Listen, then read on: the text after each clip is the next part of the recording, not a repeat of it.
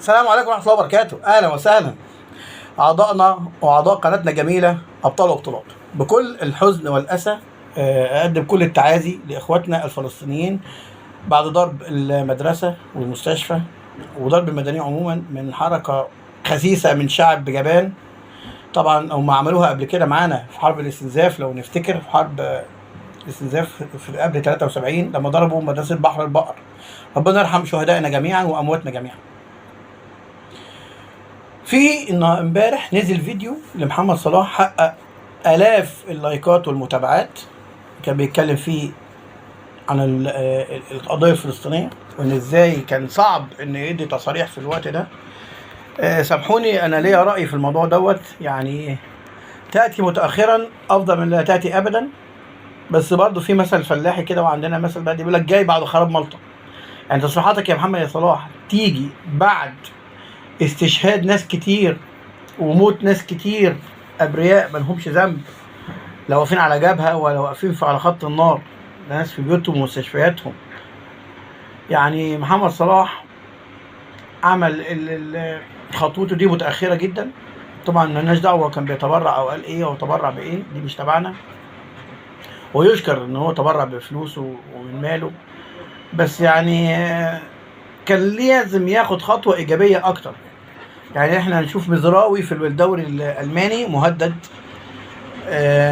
في أكتر من لاعب عربي، مش هقول مصريين، عرب، عملوا تويتات وبوستات وتعرضوا للتنمر وتعرضوا للاضطهاد، ان هم عرب ومسلمين وبيتكلموا في حق قضية المجتمع الغربي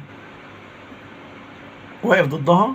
انا بتكلم من منظور الرياضي، يعني انا ما بتكلمش في السياسه، انا بتكلم من منظور الرياضي. الابطال رياضيين اتكلموا في الموضوع دوت ولو كل اضطهاد من الجانب الغربي. طب ليه انت يا صلاح مصري؟ يعني انت اولى فاولى، انت اول واحد تدافع عن العرب والمصريين اللي بتتكلم باسمهم. يعني امبارح كان في مظاهرات كتير جدا طلعت امبارح، ومش عايز اقول ان في اهلاويه كتير جدا يعني عملوا مظاهرات، والنادي الاهلي ونادي الزمالك ونادي الاسماعيلي والاتحاد المصري عملوا مواقف محترمة جدا. الأهلي وقف بث القناة الفضائية، نزل بوست يعني للأحداث، وكمان في أخبار بتقول إن الأهلي يعني هيتنازل عن أغلبية إيراد مباراة سيمبا في العودة إن شاء الله لضحايا فلسطين.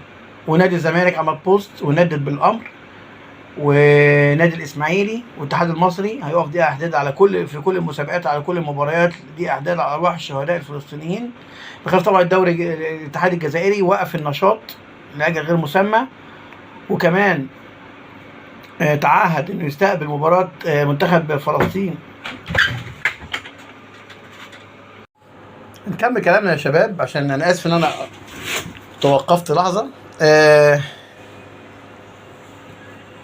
في اخبار جيده ان في مظاهرات سلميه طلعت في كل انحاء مصر، والحمد لله ده شيء مفرح. والامن ما اعترضش المظاهرات تماما، وده كلام عن اصدقائي كانوا في المظاهره امبارح. وان في ان شاء الله، مش عايز اقول ان في ملحمه شعبيه كبيره هتبقى في ماتش الاهلي وسيمبا في العوده ان شاء الله لاخواننا الفلسطينيين، وانا هكون مشارك فيها واتشرف ان انا اكون مشارك فيها مع ترحال اللي بخرج معاه للمباريات. ناس محترمين جدا، وهنعمل حاجه كبيره ان شاء الله وحاجه محترمه باسم مصر واسم شباب مصر، عشان نسمع الناس كلها صوتنا. ان شاء الله الماتش ده هيشوفوا ناس كتير جدا في العالم، لمباراه سوبر، بطوله جديده، بطوله السوبر الافريقي، بطوله جديده اول مره تستحدث في العالم. احنا هنكون اول مباراه فيها، واحنا ابطال الافتتاح. البطوله دي ما اتعملش في اوروبا، ما نجحتش في اوروبا البطوله نفسها، فهيجربوها في افريقيا. يعني الماتش ده يبقى عليه كل فرق مصر، كل فرق افريقيا، كل فرق العرب، وكمان ان شاء الله المجتمع الاوروبي كله هيتابعنا عشان يتفرج على المباراه. ان شاء الله هنشوف حاجه كويسه وحاجه محترمه، وان شاء الله بنعمل حاجه محترمه وتستاهل اخواننا الفلسطينيين، ونكون في صفهم ونسمع صوتهم اللي محدش عايز يسمعه. يعني كل الغرب بيحاربنا ان احنا نسمع صوتنا للناس. كريم بنزيما مهدد ان يسحب منه الكره الذهبيه بعد البوست اللي عمله عشان خاطر فلسطين، مهدد ان يسحبوا منه الجنسيه.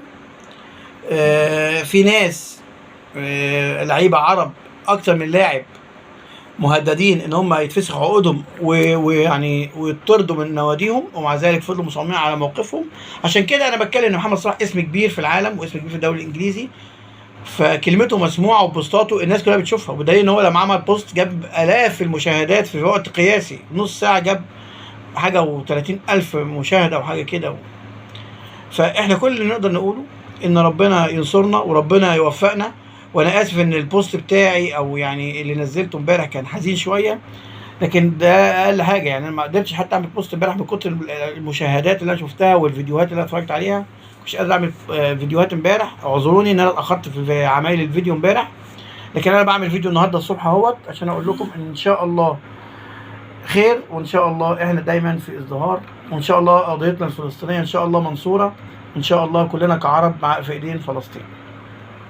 كان معكم احمد زيكو في حلقه جديده وفيديو جديد على قناتنا وقناتكم ابطال البطولات. لو حضرتك مش مشترك يا ريت تشترك وتخليك معانا وتفعل زر الجرس لتصل كل جديد تعرف اخبارنا. سامحوني البوست يعني الفيديو حزين شويه، بس من الاحداث اللي احنا شايفينها محدش بصراحه ليه نفسي يعمل حاجه خالص. السلام عليكم يا فندم، وانتظرونا في فيديو ان شاء الله اخبار كويسه عن الاهلي في مباراه سيمبا. السلام عليكم.